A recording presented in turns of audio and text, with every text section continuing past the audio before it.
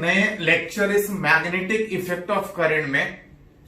इस टॉपिक में, इस चैप्टर में हम लोग अभी तक सीख चुके हैं कि आप चाहें तो करंट वायर के आसपास जो मैग्नेटिक फील्ड है आप एलिमेंट छोटा छोटा सेगमेंट में तोड़ के निकाल सकते हैं, और नहीं तो एम्पियर्स लॉ से आसानी से रिलेट कर सकते हैं। हाँ, एम्पियर्स लॉ में गड़बड़ क्या था कि जिस करंट वायर के आसपास एम्पियर्स लॉ से मैग्नेटिक फील्ड निकालना चाहते हैं वो वायर सिमिट्रिकल होना चाहिए। सिमिट्रिकल वायर का मतलब आसपास पॉइंट सिमिट्रिकल होना चाहिए। आसपास पॉइंट सिमिट्रिकल का मतलब आसपास फील्ड एक ही जैसा हो, तो उस एक ही जैसा फील्ड का वैल्यू कितना होगा आप चाहे तो एम्पियर्स लॉ से निकाल सकते हैं।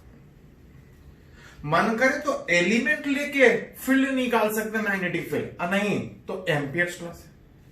कुछ केस में सीखे हैं, कुछ और केस में हम लोग को पढ़ना है। जैसे इस बार रिलेट करना चाह रहे हैं magnetic field due to current carrying infinite sheet.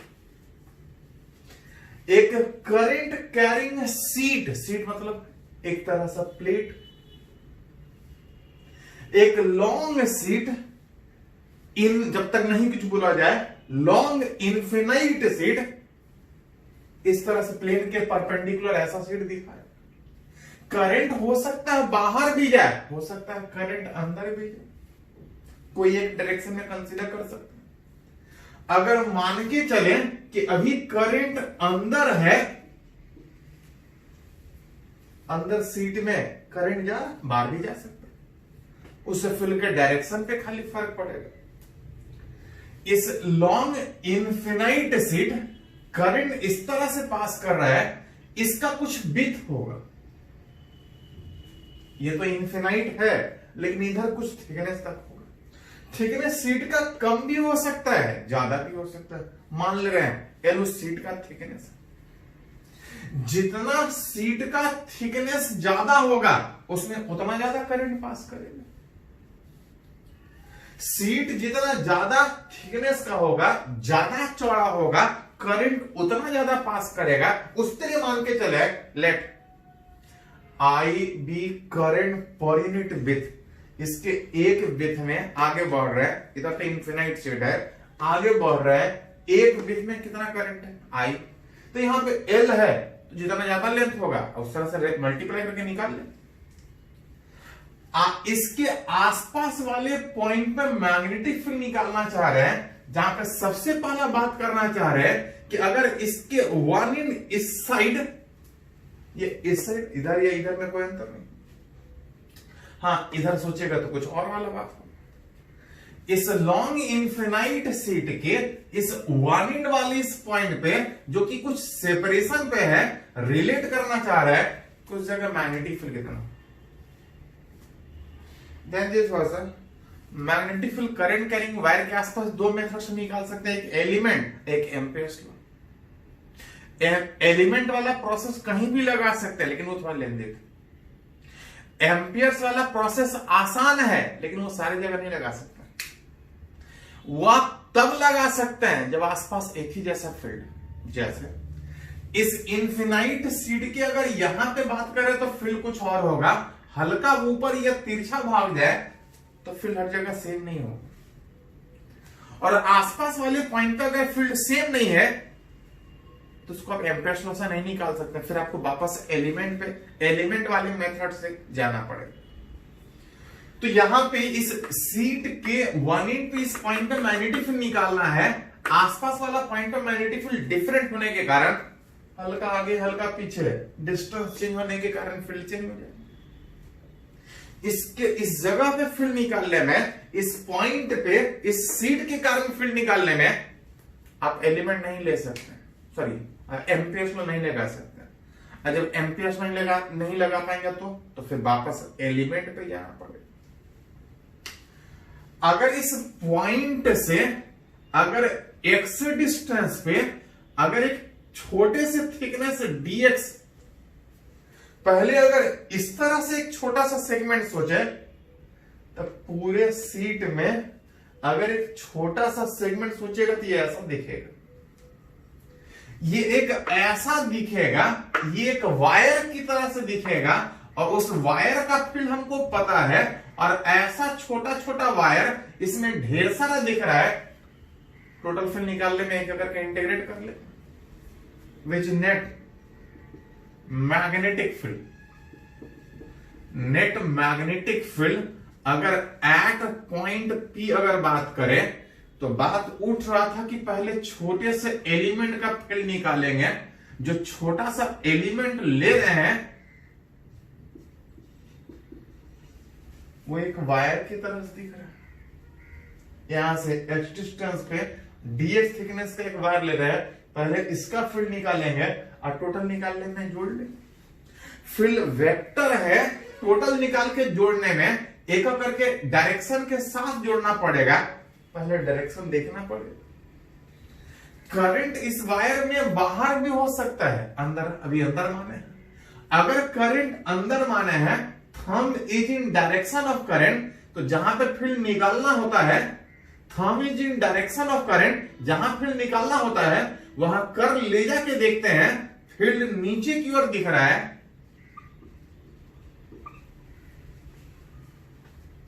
ऐसा छोटा छोटा सेगमेंट इसमें कहीं भी लीजिएगा, पॉइंट उस जगह पे फील्ड नीचे होने के कारण सारे का डायरेक्शन सेम होने में सिंपली जुड़ जाएगा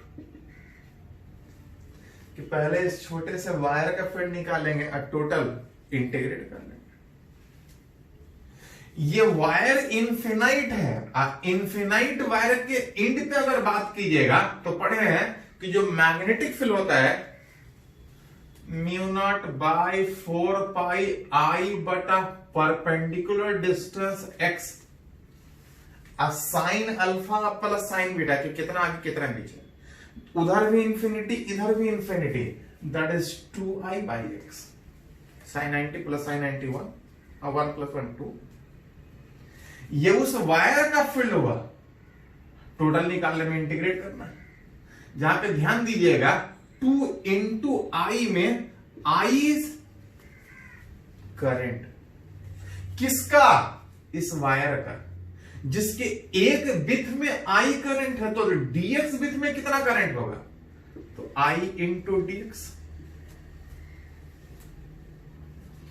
थोड़ा सा अरेंज कीजिएगा तो 2 तो हट जाएगा, mu naught by 2 pi integration से बाहर, mu naught by 2 pi integration से बाहर, I is not current, I is current per unit width. इस तरह से लॉन्ग सीट जब तक नहीं कुछ बोला जाए, हर जगह करंट एक ही जैसा मानेंगे, current per unit width same होगा, I सेम होगा, बच गया dx बाई x। बिना लिमिट का इंटीग्रेशन तो फालतू में इंटीग्रेशन कांस्टेंट सी देख सकते हैं कि वायर यहां से स्टार्ट हो रहा है, एक एक करके जोड़ना है यहां तक। वायर जो स्टार्ट हो रहा है x equal to D lower limit से, अपर लिमिट का बात कीजिएगा तो l प्लस डी, यहां तक वायर जोड़े। dx by x ln x होता है, म्यू नॉट आई बटा 2 pi dx by x ln x में ये आ जाएगा ln l प्लस डी, ये माइनस आने में ये डिवीजन में आ जाएगा, दैट इज मैग्नेटिक फील्ड उस P वाले पॉइंट पे। और जो फील्ड का डायरेक्शन है वो किधर है, नीचे। ये तो बात हुआ कि उस सीट के ये जो पॉइंट सोच रहे थे एंड पे, इसी में कभी कभी पूछा जाता है एट इट्स परपेंडिकुलर डिस्टेंस।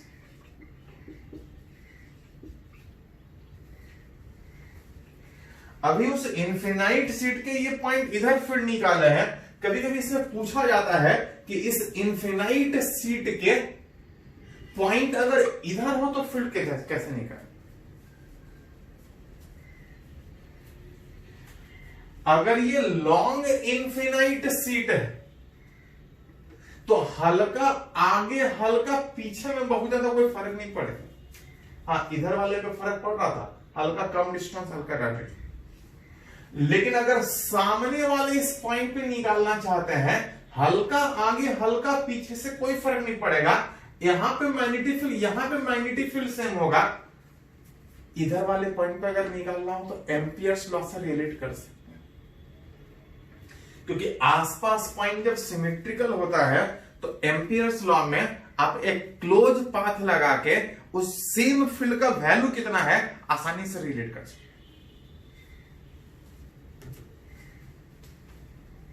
उसके लिए हमको सबसे पहले ये देखना पड़ेगा कि इस सीट के कारण जो इधर पे फील्ड है उसका डायरेक्शन ऊपर की ओर है कि नीचे की ओर है कि तिरछा है, हर जगह एक ही जैसा कि अलग अलग है। सबसे पहले हमको डायरेक्शन ऑफ मैग्नेटिक फील्ड का बात करना पड़ेगा। हम लोग रिलेट करना चाह रहे हैं इस इनफिनाइट सीट के जिसमें करंट इनसाइड कुछ इस तरह से जा रहा है, इधर हल्का आगे पीछे से कोई फर्क नहीं पड़ने के कारण सोच रहे हैं कि एम्पियर्स लॉ से मैग्नेटिक फील्ड निकाल ले। उसके लिए पहले हमको डायरेक्शन सोचना पड़ेगा। आप दो बोल सकते हैं कि थोड़ा देर पहले सोचे थे कि इस सीट में आप चाहें तो छोटा छोटा सेगमेंट ऑफ वायर सोच सकते हैं, वायर सोच ऐसा। अगर इस वायर के कारण अगर इस जगह पे अगर मैग्नेटिक फील्ड का डायरेक्शन सोचे तो करंट अंदर है, जहां पे फील्ड निकालना हो वहां कर्व रख के देखते हैं सेंस ऊपर जा रहा है, ऊपर किधर जा रहा है, तो पढ़े हैं कि उस आर के ठीक परपेंडिकुलर।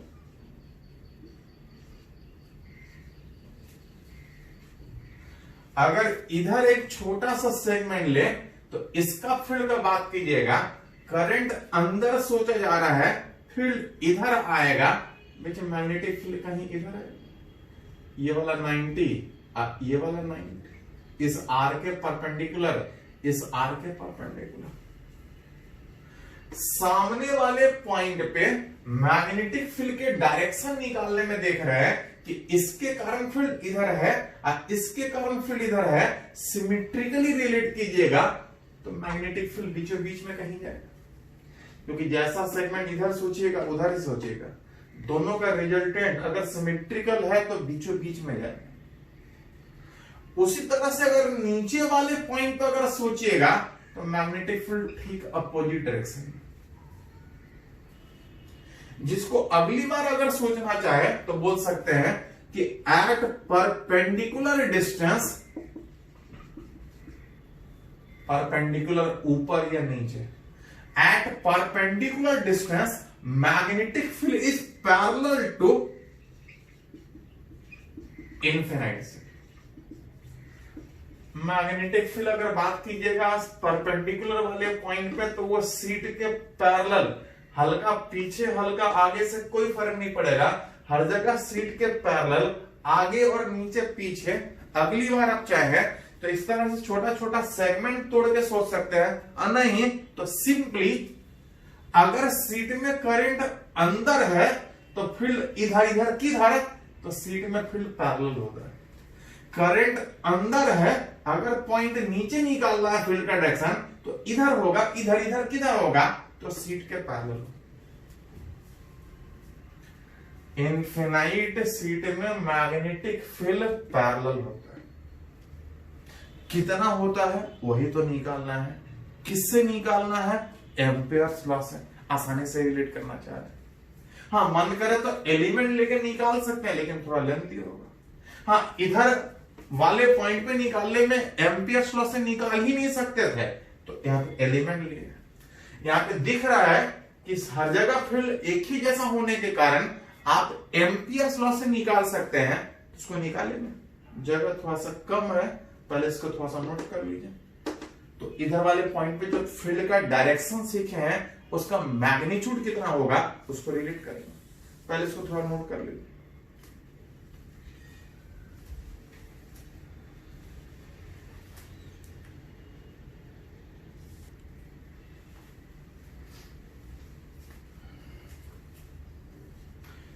तो अभी हम लोग बात किए कि सीट के परपेंडिकुलर ऊपर नीचे फील्ड का डायरेक्शन पैरेलल होता है, जो कि सिंपल जैसे वायर में निकालते थे उस तरह से निकाल सकते हैं कि अगर करंट अंदर तो फील्ड इधर, सीट के पैरेलल, फील्ड अंदर मैग्नेटिक फील्ड इस डायरेक्शन में जहां पॉइंट निकाला है वहां कर्ल रख के देखेंगे कि सेंस किधर जा रहा है, सीट के पैरेलल जा रहा है।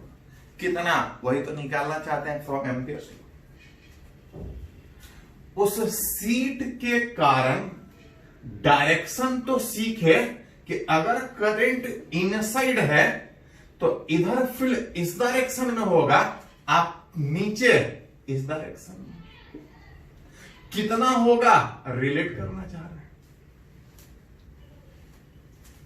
हमको पता है कि फ्रॉम एम्पियर्स लॉ अगर आप मैग्नेटिक फील्ड किसी पॉइंट पे निकालना चाह रहे हैं तो सबसे पहले हमको एक क्लोज पाथ बनाना होगा, एक ऐसा क्लोज पाथ बनाना होगा जहां पे पता नहीं कितना, लेकिन इतना पता हो कि हर जगह मैग्नेटिक फील्ड सेम है, तभी उस एक इक्वेशन से कि करंट पता है हर जगह मैग्नेटिक फील्ड सेम है, उस सेम का वैल्यू कितना होगा आप चाहे तो निकाल सकते। अगर इतने डिस्टेंस वाले इस पॉइंट पे अगर मैग्नेटिक फील्ड अगर निकालना है, कोई डिस्टेंस होगा, अगर उतने डिस्टेंस वाले पॉइंट पर मैग्नेटिक फील्ड निकालना है, बात उठ रहा था कि हल्का आगे या हल्का पीछे मूव करने से डायरेक्ट फील्ड नहीं चेंज करेगा। अगर इस तरह से क्लोज पाथ कंसीडर करते हैं, एक close path A B C और डी अगर कंसीडर करें, मैग्नेटिक फील्ड इस तरह से नीचे में था, अगर ऊपर में अगर बात करें तो मैग्नेटिक फील्ड कहीं इस तरह से था। अगर एक क्लोज पाथ एबीसीडी कंसीडर करें, जो कि आप देख सकते हैं कि अगर इस पॉइंट पे फील्ड चाहिए तो हल्का आगे हल्का पीछे हर जगह मैग्नेटिक फील्ड से, और जैसा सीट के ऊपर वैसा ही सीट के नीचे। अगर उतने ही गैप पे सोच रहे हैं तो ऊपर सोचिए या नीचे सोचिए फील्ड सेम होगा। कितना, वही तो मेरे को चाहिए। मतलब एक अप करके अगर ये क्लोज पाथ सोच रहे हैं तो हमको बी डॉट डीएल निकालने में ए से बी तक अलग सोचना पड़ेगा, बी से सी तक हमको अलग सोचना पड़ेगा, सी से डी तक हमको अलग सोचना पड़ेगा बी डॉट डीएल, अब plus B dot DL D से ए तक अलग सोचना पड़ेगा, is equal to mu naught into I net. क्योंकि थोड़ा सा कहीं पे फील्ड इधर है कहीं पे फील्ड इधर है, इसलिए तोड़ तोड़ के सोच रहे हैं। एक करके अगर बात करें तो मान लेते हैं इधर कुछ डिस्टेंस तक होगा, क्लोज पाथ जो लिए हैं इसका कुछ विड्थ होगा, इधर कुछ लेंथ होगा। अगर ए से बी तक बात करें तो मैग्नेटिक फील्ड आगे की ओर है, और अगर उसी डायरेक्शन में अगर बेंड करें तो बी डॉट डीएल में हर जगह फील्ड सेम, कितना वही तो निकालना है। आप एक अप करके लेंथ जोड़ेंगे, ए से बी तक अगर इसका लेंथ एल लिए हैं तो बी इंटू एल, और जो फील्ड का डायरेक्शन था फील्ड आगे की ओर और आगे उसी डायरेक्शन में एक एक करके जोड़ने का बात है, बी डॉट डीएल एंगल 0 है। एक एक करके इस क्लोज पाथ पे बी डॉट डीएल को जोड़ेंगे, अलग अलग जगह पे अलग अलग डायरेक्शन होने के कारण एक एक करके सेगमेंट वाइज जोड़ रहे हैं, और सारे का मिला के mu naught into I net B into L cos 0। अगर इधर बात कीजिएगा तो मैग्नेटिक फील्ड चाहे आगे हो चाहे पीछे हो, अगर इसके परपेंडिकुलर में बढ़िएगा तो B into L into cos 90 angle 90 होगा। आप इस तरह से बी से सी तक एक करके लेंथ के हिसाब से मैग्नेटिक फील्ड को जोड़ रहे हैं, तो ये तो मैग्नेटिक फील्ड इस लेंथ के ठीक परपेंडिकुलर में इस जगह 0। यहां पे बात कीजिएगा सी से डी तक आने में एक करके बी और डॉट डीएल जोड़ना है, तो हर जगह मैग्नेटिक फील्ड सेम है, लेंथ एल आ रहे हैं, फील्ड इधर ही है और इधर ही आगे बढ़ने का बात है, एंगल 0 डिग्री।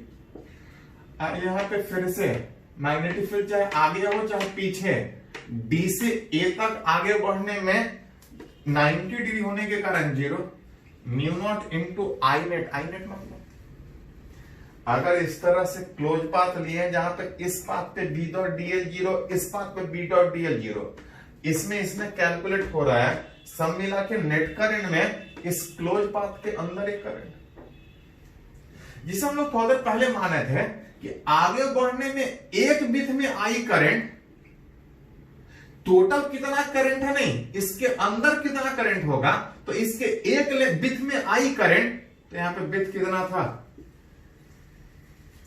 आई करंट जो माने थे वो पर यूनिट विथ माने थे, तो इतना लेंथ इस क्लोज लूप के अंदर है। क्लोज लूप के बाहर क्या करंट है उससे नहीं फर्क पड़ेगा। थोड़ा सा अरेंज कीजिएगा, BL BL 2BL cos 01 mu naught I into L, arrange कीजिएगा तो LL कैंसिल आउट, जो मैग्नेटिक फील्ड है म्यू नॉट I/2।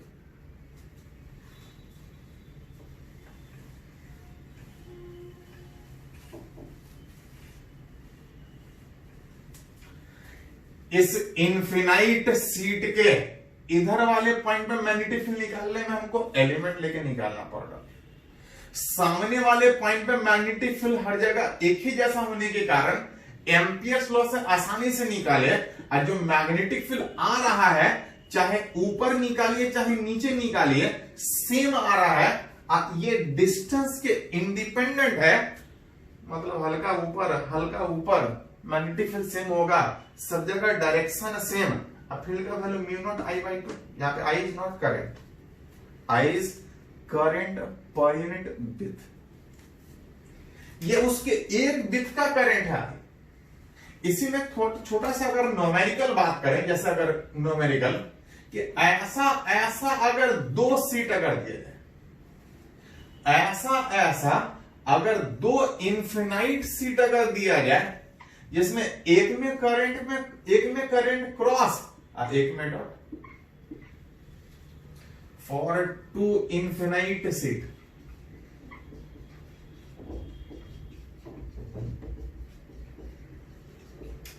अगर आपसे पूछा जाए कि मैग्नेटिक फील्ड इस P वाले पॉइंट पे कितना है, तो ऐसा एक नहीं, ऐसा दो सीट, कुछ इसका भी फील्ड होगा कुछ इसका भी होगा। जब रिजल्टेंट निकालिएगा तो दोनों का जोड़ना पड़ेगा। वेक्टर सम है तो सबसे पहले हमको डायरेक्शन देखना पड़ेगा। ये इनफिनाइट सीट, इस जगह पे फील्ड किधर होगा, तो सीट में अगर करंट अंदर है, पॉइंट ऊपर होता तो फील्ड आगे की ओर होता, करंट अंदर है, ये कर्ल बताएगा। जैसे स्ट्रेट वायर में सोचते थे करंट अंदर फील्ड इधर होगा, इधर किधर होगा, तो सीट के पैरेलल होगा। अगर इसमें करंट बाहर है तो जैसा स्ट्रेट वायर में सोचते तो वैसा। Thumb is in direction of current, जहां तक फील्ड निकालना है वहां कर्ल रख के सोचेंगे फील्ड इधर जा रहा है, दोनों का डायरेक्शन सेम होने के कारण जुटेगा। जहां पे सीट में डिस्टेंस इंपॉर्टेंट नहीं, हल्का ऊपर हल्का नीचे फील्ड सेम होगा, कितना म्यू नॉट I/2। अब म्यू नॉट I/2 दोनों का डायरेक्शन सेम है, जुटेगा, विच रिजल्टेंट म्यू नॉट। अगर ये पॉइंट इसके बीच के बजाय अगर इधर कहीं हो तो फिर कुछ पहले का सीट और कुछ दूसरे का सीट। डिस्टेंस इंपॉर्टेंट नहीं है, अगर करंट अंदर तो फील्ड इस डायरेक्शन में होगा, अगर करंट बाहर तो ऊपर होता तो फील्ड पीछे होता, और नीचे है तो फील्ड आगे की ओर होगा, और दोनों का डायरेक्शन अपोजिट, अब फील्ड सेम होने के कारण इधर कोई पॉइंट सोचेगा तो जीरो आएगा, इधर कोई पॉइंट सोचिएगा तो जीरो आएगा, और दोनों के बीच का फील्ड ऐड होके इस तरह से रिलेट कर सकते हैं। तो अगली बार आप चाहें तो इतना कर सकते हैं, नहीं तो एक फॉर्मूला सिंपल याद रख सकते हैं कि सीट के परपेंडिकुलर वाले पॉइंट पर फील्ड पैरेलल कितना, म्यू नॉट I/2, जहां पे I करंट नहीं, करंट पर यूनिट विड्थ, जितना ज्यादा चौड़ा सीट होगा फील्ड करंट उतना ज्यादा होगा। चलिए इसको थोड़ा सा पहले नोट कीजिए।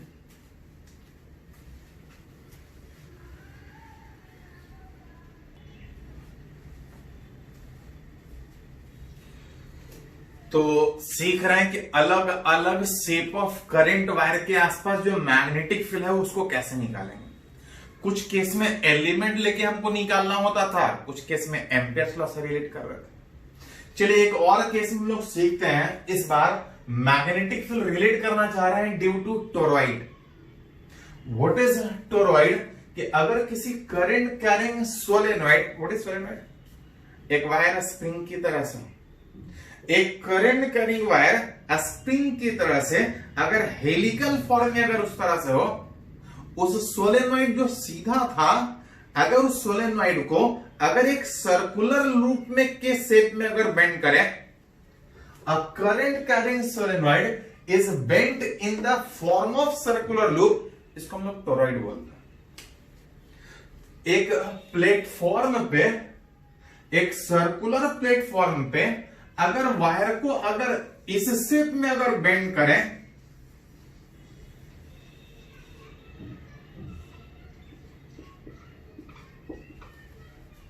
दैट इज एक सोलेनॉइड जो सीधा था, अगर सर्कुलर लूप के फॉर्म में करंट वायर को इस तरह से बेंड करें तो दैट इज कॉल्ड, इसको बोलते हैं टोरॉइड। जिसका कुछ इनर रेडियस होगा, इसका कुछ आउटर रेडियस होगा और कुछ नंबर ऑफ टर्न होगा।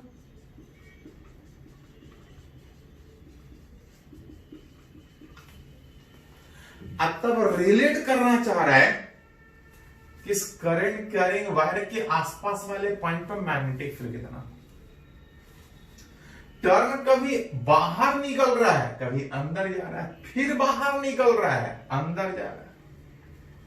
जिस टोरॉइड को आप चाहें तो सिंबल के फॉर्म में, इस टोरॉइड को आप चाहें तो सिंबल के फॉर्म में कि करंट इस तरह से बाहर निकल रहा है, अंदर जा रहा है, बाहर निकल रहा है, अंदर जा रहा है, उस टर्न को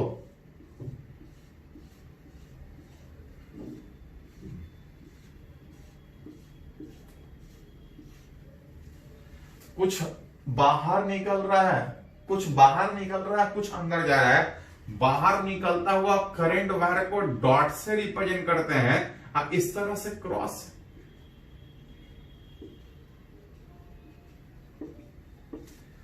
आप चाहें तो सोलेनॉइड को कुछ इस तरह से रिलेट कर सकते हैं कि बार बार टर्न बाहर निकल रहा है, अंदर जा रहा है, और जितना टर्न बाहर निकल रहा है उतना ही टर्न अंदर जा रहा है। ऐसा ऐसा कितना टर्न है तो मान के चल रहे हैं at N with the number of turn. आसपास वाले पॉइंट पर मैग्नेटिक फील्ड रिलेट करना चाह रहे हैं, जहां पर सबसे पहला अगर इस P1 वाले पॉइंट पर अगर निकल, case 1 for point which is P1, जो कि बोल सकते हैं कि सेंटर से कुछ डिस्टेंस विच इज अंदर ही है, इस ए से कम। रिलेट कर सकते हैं कि हल्का आगे हल्का पीछे सेम फील्ड होगा अगर चारों तरफ अगर एक क्लोज पाथ बना। तो फ्रॉम एम्पियर्स लॉ आप लिख सकते हैं line integration B dot DL उस क्लोज पाथ पे म्यू नॉट आई नेट में, अगर पॉइंट इसके अंदर है, आप इसके चारों तरफ कितना भी क्लोज पाथ लीजिएगा, वायर सब बाहर है, इसके अंदर कितना भी क्लोज पाथ लीजिएगा, नेट करंट जीरो आएगा। और नेट करंट जीरो आने का मतलब उस P1 वाले पॉइंट पे जो मैग्नेटिक फील्ड आएगा वो जीरो आएगा। नेट करंट जो भी टर्न था वो इधर था, अंदर में कितना भी क्लोज पाथ लीजिएगा, अंदर में कोई टर्म ऑफ करंट नहीं है, और अगर करंट नहीं है तो मैग्नेटिक फील्ड नहीं होगा। बाहर में कितना करंट उससे कोई फर्क नहीं पड़ेगा। विच अगर रिलेट कीजिएगा म्यू नॉट आई नेट में, नेट करंट जीरो होने का मतलब जो मैग्नेटिक फील्ड उस P1 वाले पॉइंट पे था विच जीरो। अगर एक और केस में अगर बात करें कि फॉर पॉइंट P1 के बजाय एक पॉइंट P2 इसके बाहर अगर सोचे,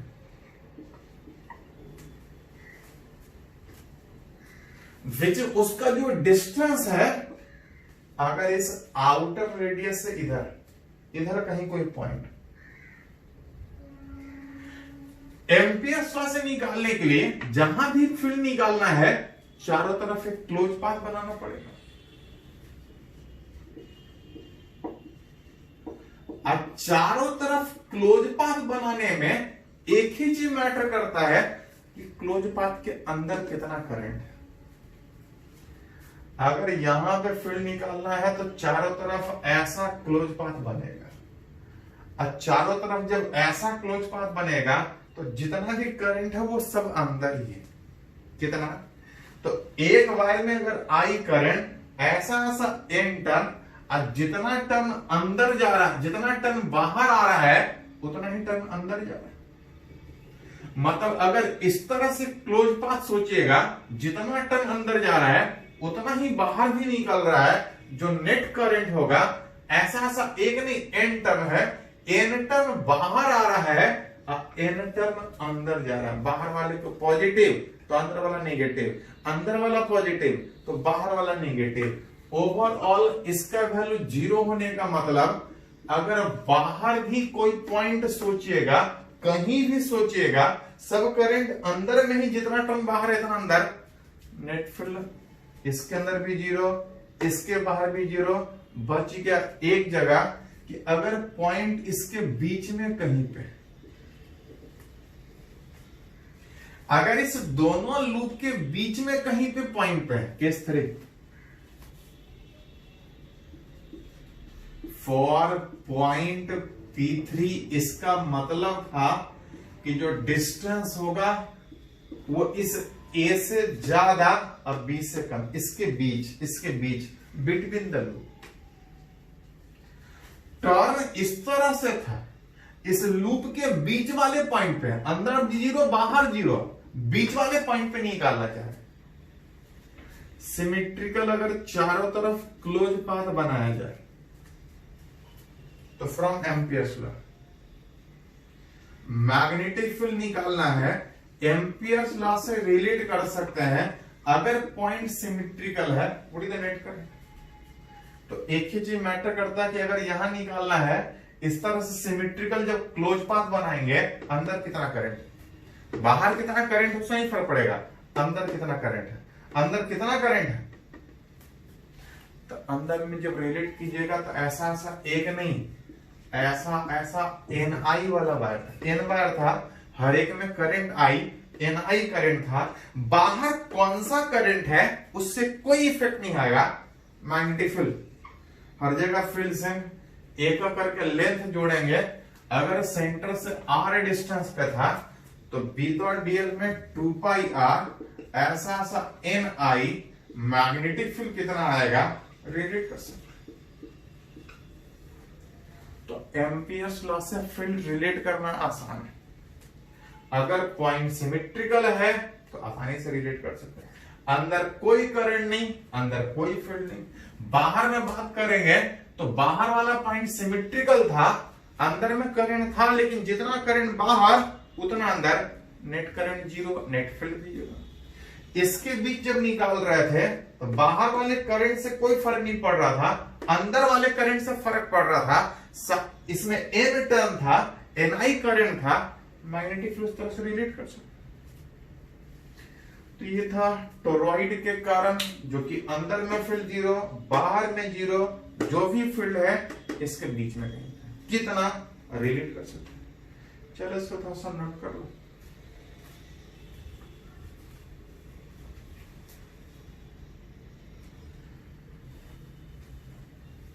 तो different shape of current wire के आसपास मैग्नेटिक फील्ड कितना होगा रिलेट कर रहा है। इसी पे एक और केस में बात करेंगे। ये बहुत बार पूछा है, इवन आईआईटी में 2 बार पूछ चुका है, नीट में पूछा है, मेडिकल में, जेईई मेन में पूछा है, ये सारे एग्जाम में पूछा है। मैग्नेटिक फील्ड सेंटर पे एक current carrying a spiral loop,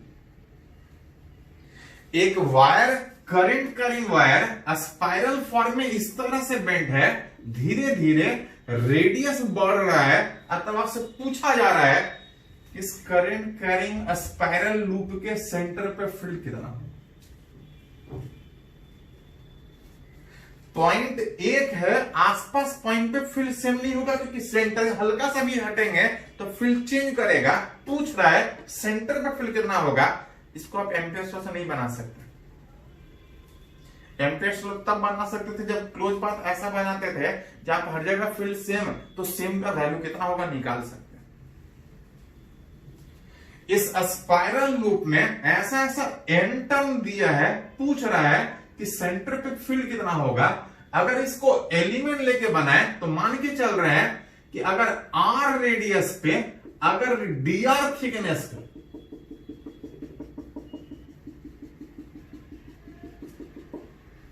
अगर आर रेडियस पे अगर डीआर थिकनेस का सोचें तो ये एक सर्कुलर लूप दिखेगा। सर्कुलर लूप के सेंटर पे फील्ड पता है और ऐसा ऐसा छोटा छोटा ढेर सारा लूप सोच सकते हैं। तो जो नेट मैग्नेटिक फील्ड होगा, नेट मैग्नेटिक फील्ड सेंटर पे आप चाहे तो सिंपली एक लूप एलिमेंट लेके पहले उसका निकाल लीजिए। ऐसा सा ढेर सारा है, निकाल सकते हैं। लूप के सेंटर पे फील्ड कितना होता है, म्यू नॉट आई बटा 2r, mu naught I by 2r, simple. जहां से आई इज करंट, कौन सा करंट उस लूप में। लेकिन ध्यान रहे पास है, ये तब था जब एक लूप था। अगर एक से ज्यादा लूप था तो वहां पर नंबर ऑफ टर्म मल्टीप्लाई होता था, I into N. I is wire में current, N is number of turn किस में, उस लूप में। हमको जो दिया है टोटल नंबर ऑफ टर्न, लेकिन टोटल का फील्ड नहीं निकाल रहे हैं, पहले इस सर्कुलर लूप का निकाल रहे हैं। ऐसा ऐसा सर्कुलर लूप ढेर सारा होगा, टोटल निकालने में एक करके जोड़ ले। तो हमको सबसे पहले करना क्या होगा कि पहले इसमें नंबर ऑफ टर्न निकालना पड़ेगा, जो कि दिया है कि टोटल एन टर्न है। यहां पे हमको नंबर ऑफ टर्न निकालना पड़ेगा, where N is equal to N था नंबर ऑफ टर्न इस एलिमेंट में। हमको दिया है टोटल एन टर्न कितने दूर में, इतने दूर में, कितने थिकनेस में। Inner radius A, outer radius B, इसका थिकनेस बी माइनस ए होगा। इतने थिकनेस में कितना number of turn, N number of turn, B minus A thickness में एन नंबर ऑफ टर्न। तो एक थिकनेस में इतना नंबर ऑफ टर्न, एक थिकनेस में इतना नंबर ऑफ टर्न, तो हमको चाहिए उस लूप में कितना टर्न। तो लूप का थिकनेस हम लोग डी आर माने हैं, R radius, D R thickness का एक एलिमेंट लिए। जो मैग्नेटिक फील्ड उस सेंटर पे होगा, आप रिलेट कर सकते हैं mu naught by 2r I into उस n के जगह बैठाइएगा तो n by B minus A into D are.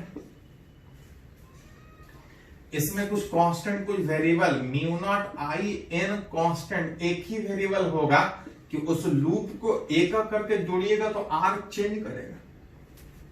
Integration में dr by R lower limit a से अपर लिमिट b तक, a से एक करके b तक, mu naught N I by 2b minus A dr by R L N R upper limit L N B. अब minus में लिखेगा तो ये नीचे आ जाएगा, that is net magnetic field उसके सेंटर वाले पॉइंट। तो कुछ केस में आप एलिमेंट लेके फील्ड निकाल सकते हैं, कुछ केस में एम्पियर्स लॉ से। एम्पियर्स लॉ से आप तब निकाल सकते हैं जब आप आसपास एक ऐसा क्लोज पाथ बना लिए जहां पे पता नहीं कितना, लेकिन इतना पता हो कि हर जगह फील्ड सेम है, तो एम्पियर्स लॉ लगा सकते हैं। नहीं है तो इस तरह से एलिमेंट लेके निकालना पड़ेगा। ये क्वेश्चन सारे एग्जाम में पूछा है, थोड़ा ध्यान में रखिएगा, इसको लिखे पहले।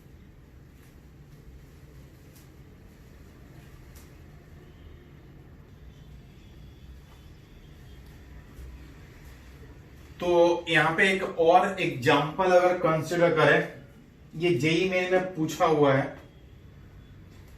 कि अगर एक एक लॉन्ग इनफिनाइट शीट को अगर इस तरह से अगर सर्कुलर आर्क के शेप में अगर बेंड करें, सर्कुलर लूप के फॉर्म में अगर इस तरह से बेंड करें, शीट सीधा था, शीट को अगर इस तरह से सर्कुलर आर्क के फॉर्म में बेंड करें, करंट बाहर या अंदर कहीं हो सकता है।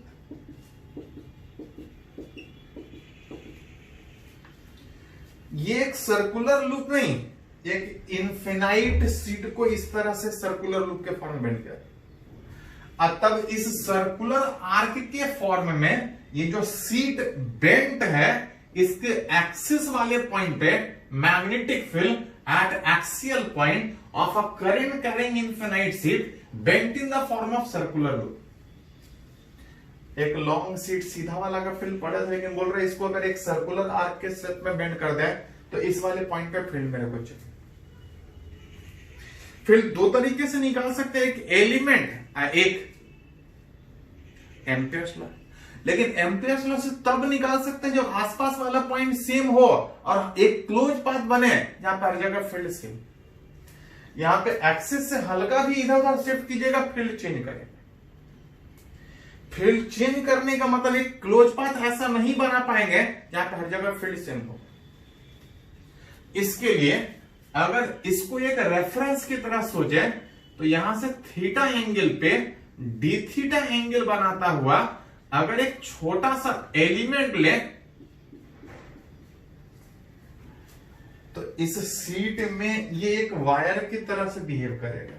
अब वायर का फील्ड मेरे को पता है, इस वायर का फील्ड निकाल के ऐसा ऐसा वायर ढेर सारा है, टोटल निकालना है तो सबको इंटीग्रेट करेंगे, जहां पे नेट मैग्नेटिक फील्ड अगर निकालिएगा, net magnetic field at point P, अगर उस पी वाले पॉइंट पे अगर नेट मैग्नेटिक फील्ड निकालिएगा तो छोटा छोटा वो जो एलिमेंट ले रहा है, ये जो वायर ले रहा है, सारे का फील्ड का डायरेक्शन हमको डायरेक्शन के साथ फील्ड को जोड़ना पड़ेगा। तो सबसे पहले हमको डायरेक्शन देखना पड़ेगा। देख सकते हैं कि अगर करंट अंदर सोच रहे हैं तो फील्ड इधर आएगा स्ट्रेट वायर में, थंब अंदर, फील्ड इधर, इधर किधर, इस आर के परपेंडिकुलर। परपेंडिकुलर का मतलब ये थीटा, तो ये 90 माइनस थीटा, अब ये 90 माइनस थीटा, तो ये वाला थीटा होगा। इस फील्ड के परपेंडिकुलर में ये टोटल 90, जिसमें ये थीटा तो ये 90 माइनस थीटा, तो ये 90 माइनस थीटा, तो ये वाला थीटा। इसका फील्ड उधर है, क्या हर एक का फील्ड उधर होगा?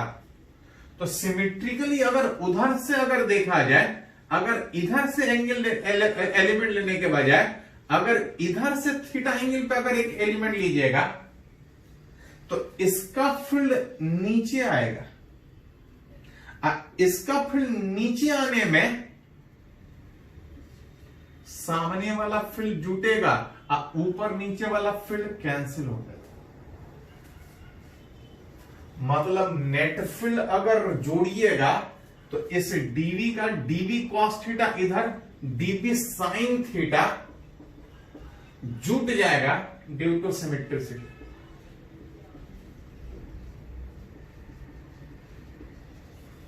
जैसा आप एलिमेंट इधर लिए थे, आप एलिमेंट इधर भी ले सकते हैं। इसका फील्ड का डायरेक्शन इधर, इसका फील्ड का डायरेक्शन नीचे कहीं आएगा। सिमेट्रिसिटी से सामने वाला जुटेगा, ऊपर नीचे वाला कैंसिल। मतलब जो नेट फील्ड है, नेट फील्ड कहीं इधर की ओर आएगा। कितना? तो इस डीवी का कंपोनेंट हमको जोड़ना पड़ेगा। जिधर एंगल मालूम इधर कॉस थीटा, इधर साइन थीटा। मतलब सीधा इंटीग्रेट करने के बजाय डीवी साइन थीटा इंटीग्रेट होगा। डीवी मतलब इस स्ट्रेट वायर के कारण फील्ड, स्ट्रेट वायर के कारण सेंटर पे फील्ड कितना होगा? तो यहां से आर कुछ रेडियस हो, mu naught I by 2r, straight wire का फील्ड। जहां पे आई इज करंट, किस में? इस वायर में। हमको शीट में करंट दिए, सीट में करंट आई दिया है जो इतने लेंथ में डिस्ट्रीब्यूटेड है, पाई आर लेंथ में डिस्ट्रीब्यूटेड है, तो हमको चाहिए इतने थिकनेस में, जिसका थिकनेस का बात कीजिएगा तो R D theta, radius R D theta angle बनाता है वो आर दी थीटा। उसके एक विथ में इतना करंट, तो इतने विथ में कितना current into which is sine theta. थोड़ा सा अरेंज कीजिएगा, म्यू नॉट आई, एक आर कैंसिल आउट, पाई नीचे आके ये 2 पाई आर क्रिएट करेगा, आर कैंसिल आउट, पाई आके 2 पाई आर क्रिएट करेगा, इंटीग्रेशन में साइन थीटा, एक करके फिर यहां से यहां तक जोड़ना है, विच 0 डिग्री से 180 डिग्री। म्यू नॉट आई बटा 2 पाई आर साइन थीटा का इंटीग्रेशन, तो साइन थीटा का इंटीग्रेशन होता है minus cos theta, minus cos theta, limit बाकी है 0 से 180, कॉस 180 माइनस माइनस प्लस 1, और लोअर लिमिट में वो 1 जुट जाके 2 आएगा, which is magnetic field relate कीजिएगा, आप लिख सकते हैं cos minus cos 180, lower limit में माइनस माइनस प्लस, कॉस 0, दोनों जुट के 2, नेट मैग्नेटिक फील्ड में 2 से 2 कैंसिल आउट, मैग्नेटिक फील्ड आ जाएगा म्यू नॉट आई बटा पाई आर, जो नेट फील्ड है वो कुछ इसी डायरेक्शन में। चलिए इसको लिखे दोस्तों।